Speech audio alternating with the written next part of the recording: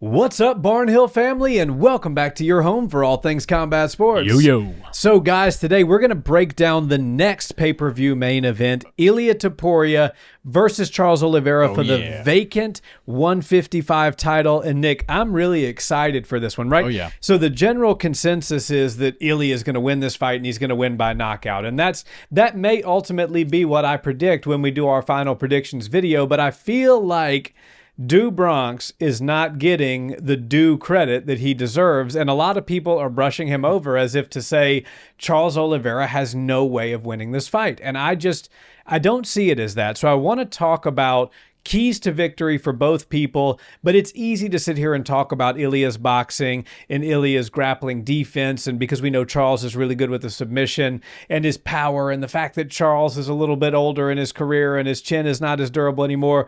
And it's not as easy to come up with ways that Charles can win. But I think that we need to be fair and honest and talk about how can Charles Oliveira potentially win this fight. So you want to give credit where credit is due, Bronx? Yes, I do. Yeah. All right. So I think we played that out. There we go. Yeah. So I love this fight, and I think with Islam leaving the division, obviously Charles Oliveira is the guy you can call, and nobody gets angry if he gets a title shot. Charles has done so much for the sport, except Arman Sarukian. Well, he's furious. Yeah, Arman has some back pain he needs to address. But Charles Oliveira always shows up for title fights. He doesn't pull out the week of the fight. He shows up ready to go, and he's usually giving you a war. We say it all the time. People are gonna get tired of hearing it. Charles Oliveira is just as exciting as Justin Gaethje and Michael Chandler as far as the 155 strikers, the highlight reel types. Charles Oliveira engages in a fight regardless of who he's with. If you want to go out there and be measured for the first couple rounds, he'll do that with you. He'll play some Muay Thai. He'll do that. If you want to come out there and start switch stance, double, power hands and shooting doubles and all sorts of stuff like that, he's all down for that too. And that's why people love him, because he truly gets into a fight and then you feel like, okay, this could go either way, and then most of the time it goes Charles's way. Now, obviously later in his career, he's been through some wars. His durability is a little bit in question, and I do start to worry about how he's going to deal with the single shot power of Ilia when we've seen him get dropped against guys who, yes, they might hit really hard, but they aren't as precise as Ilia. So that is an alarming aspect of it, and I do think it's an uphill battle for Charles Oliveira to get this belt. But I honestly don't think he's this guy that should be marked off as having zero chance. Ilia Topuria is moving up in weight, and what we see with that generally is a slight decrease in the cardiovascular ability. It's because you're putting more muscle on, and as you can see through Ilia's photos, he looks like $1 million, but he is significantly thicker than he was. I bet you he's walking right now at about 185, and he's going to have a full weight cut down to 155. And while I don't really think, in my prediction, we'll probably lead into this later whenever we do a prediction, I don't think he's going to need 5 rounds of high-level cardio. But I do think he's going to need to be able to endure some adversity, simply because even though Charles Oliveira was a 145er and he's been through fights and he's his durability is a little bit checked, he's still a tough guy. He's still naturally been at 155 for years now, and he's a crafty veteran. Ilia Topuria has every set of skills to beat Charles Oliveira, and stylistically, it is a perfect matchup for him. Charles is willing to oblige if you want to get into a firefight. He's also willing to fight from his back, which is a horrible place if you want to be. If you're in a fight with Ilia Topuria, you do not want to be on your back, but he's okay there. Most people get down to that position, and then the ref is just waiting for the 3 or 4 shots to land so they can step in and get it done. Charles Oliveira is a live dog from his back. But in today's world, 2025, the UFC, MMA has evolved so much. These guys who come in with this Greco-Roman style, and they're black belts in jiu-jitsu, but they're also high-level wrestlers. You're just not going to submit them from the back. It's too complicated. It's too risky, and you're just going to wind up getting hurt. So I see Ilia's path to victory being much broader than Charles Oliveira's, but if Charles Oliveira wants to get his hand raised, the thing I would suggest to him would be, you've got to frustrate Ilia. You've got to make him miss. You got to get him head hunting a little bit. If that means you've got to sort of lower your guard to your body so you can force the shorter opponent to reach up to try to hit your head, then so be it. Now, don't do that too much, because one shot off Ilia can really put your lights out. But his body shots seem to be just as devastating as his headshots, and he's dropping people with body shots only to sit them down and land a huge uppercut while they're sitting up against the cage. He's so good at mixing all of his strikes in. But if Charles can frustrate him by making him miss and maybe just disengaging for 2 minutes of each round and just frustrate him, listen to the boos of the crowd, get Ilia going. Okay, I wanted to finish this fight faster than Islam. I wanted to, implement my game plan more so than anybody else has over Charles Oliveira. If he can start to say, all right, Charles Oliveira is making me pack a lunch for this, I'm going to have to go to decision with him, that can start to frustrate Ilia, which could then make the undefeated fighter reach or lunge in or start to go for things that are maybe less high percentage than what he would like to do. That's the best way I see Charles winning this fight, is if he can make this fight weird, boring at times, and then frustrate Ilia Topuria. If he can do those things, I think his chances of winning go up significantly. But like I said, Ilia's path to victory, in my opinion, is much broader. Yeah, two things I think Charles can do to make this interesting. And guys, before we finish up this conversation, Nick and I noticed something that is really concerning. Most of you that watch our videos are actually not subscribed to our channel. What's up with that? Guys, if you get value out of our content and you enjoy coming back and watching our videos and hearing our takes on the fights, we would really appreciate a subscribe. It costs you nothing, and you can always change your mind later. Thanks in advance. Ilia's shorter. He's like 5'6", 5'7". Charles a little bit taller. Charles is really good with his Muay Thai, which includes his clinch and his knee work and stuff like that. Yes. He's really good at marching forward and throwing those knees up the middle. He'll kind of bait you to come in on him, and he'll throw those knees.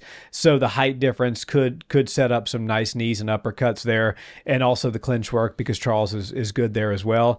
The other thing is, you're not going to submit Ilia by taking him down, holding him down, passing his guard, and submitting him. No. But much like Kevin Holland versus Vicente Luque last night that we just saw at UFC 316, Charles is really good in those moments of scrambles. Yes. So if the fight and Charles fights get wild, he ends up on the ground, his opponents end up on the ground, there's scrambles. Mm-hmm. Charles is really good at finding those guillotines, those darces, sneaking to the back in the moments of scramble. When you're looking to grapple in this fight, if you're Charles Oliveira, you're not going to take down the Greco-Roman guy who's super buttoned up and hold him on the ground. What you need to do is look for those weird opportunities in a moment of reset, in a moment where Ilia is scrambling. Is there a darce there? Is there a guillotine there? Is there a back take there? That's where Charles can have success with the grappling. So I think the path to victory is really narrow, but he's got to look for those opportunities in the moments of scramble, and he's got to look for those shots up the middle, because Ilia is a pressure forward fighter. Ilia is going to come forward. Can you catch him with some uppercuts? Can you catch him with some off-time knees, maybe even a jump knee, stuff like that? Those are the kind of things that Charles is going to have to look for. It also caters to his skill set. Charles is really good at those things. So that's the good news for Charles. It's a harder ask to, you have to do one of these specific things, but it just so happens to be things that Charles is pretty damn good at. Yeah, absolutely. And I think that Ilia Topuria comes in with so much confidence, and the fact that he's never lost and really hasn't been hit that hard in the UFC. So we haven't seen him. Except for Jai Herbert. Yeah, his first and only fight. And he at 55. showed really good. That's a great point too, right? I didn't mean to cut you off there, but that was a 155 fight. Yeah, right? Jai Herbert is no Charles Oliveira, right? Yeah, yeah, and a lot of things have changed for Ilia since that camp. But yeah, I agree with you on Charles's game plan has to involve the long game. He's got to try to drag this fight out as long as possible, because I do think that the cardio is where we might see Ilia start to take a dive come round 3 or 4, because he's such a explosive fighter. Like I said, he hits so hard, and when you throw a punch with 100% power and you miss it, it's more exhausting than if you were to have landed it, because your body now has to reset back into where it was. And sometimes we see Ilia's balance get compromised when he does that. Think about when he fought Bryce Mitchell. He's head hunting, and he looked amazing in that fight. But there's a couple of times where Bryce Mitchell was making him miss and then even countering with some pretty good boxing. Charles Oliveira can find those same sorts of shots, but the most important thing you can do if you want to find those shots is make him miss right before. You got Ilia Topuria punching, going for your head so hard that he punches the fence because you got out of the way. That's the kind of stuff you have to look for. And if Charles Oliveira can make him do that and then look to maybe chain some wrestling into grab the back and try to get Ilia down, make Ilia seem like a human, right? Yeah. Most people go in there and they're afraid of him. Volkanovski's fight with Ilia showed just how much they respect his power, and they're almost afraid of the thought of it. They don't even want to get near it.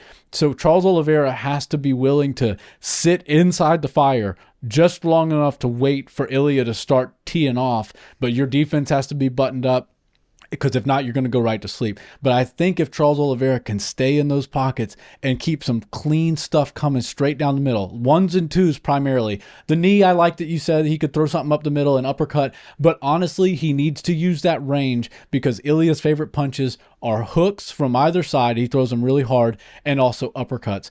Ilia is very good with his jab and straight punches. I'd venture to say he's the best boxer in the UFC right now, but his bread and butter are those big hooks. And when you've got about a 5-inch reach disadvantage, it's going to be a little bit harder for him to get inside. And that's why I think when he does wind up for these big hooks, obviously as the bird flies is the fastest, most direct way to hit somebody, as opposed to taking the long way home. But if Charles Oliveira is able to punch the way a bird would fly straight down the middle, he could be able to catch Ilia when he does open up inevitably on those hooks. And that's just an aspect of the fight that would probably need to be played out and explored later once Ilia is a little bit less buttoned up defensively. And remember what he does so well in the offensive defensive realm when he's on the feet is he gets right up in your face, right into boxing range, and then does not throw anything. He's 100% dialed in to defending what you're throwing and countering big off of it. That's the same thing that happened with Volkanovski. He threw that weak leg kick, and Ilia will eat those all day long to land a big shot. I think if Charles Oliveira goes out there and tries to do, pitter-patter stuff, striking, he's going to get knocked out. But if he goes and tries to throw with the same aggression and power that Ilia throws, he can make this fight absolutely exciting. Yeah, and one more thing I'll say about Charles before we wrap.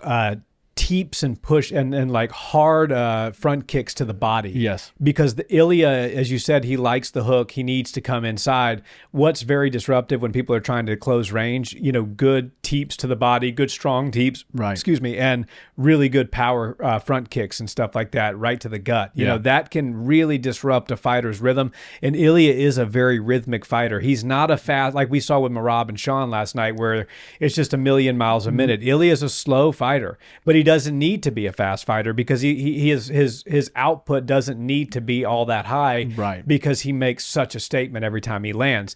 But if you can disrupt him, that can maybe frustrate him and cause him to come in on your terms rather than his own, and that's where the counter shot sets up. So, I think Charles has some ways to win this fight. It's going to be a damn tough fight for him. Yeah. But I do think there are some keys to victory, and I don't think they're being talked about as much as they should, because everybody's kind of anointing Ilia as the next champion. And while I may ultimately predict Ilia to win, I think that Charles Oliveira is a real live dog in this one. Yeah, and one thing you never want to do in the UFC, especially in a title fight, is overlook your opponent. Yeah. And the last place you want to be is in a fight in the UFC against an opponent that's more difficult or better than you expected. If you were expecting an easy fight and you get a war, that can change and totally zap your demeanor and your gas tank and make you go, what? I was not expecting this type of a war. So Ilia has to come in. I know his eyes have been on Islam, but he really doesn't need to focus on Islam right now. Just consider it something that passed,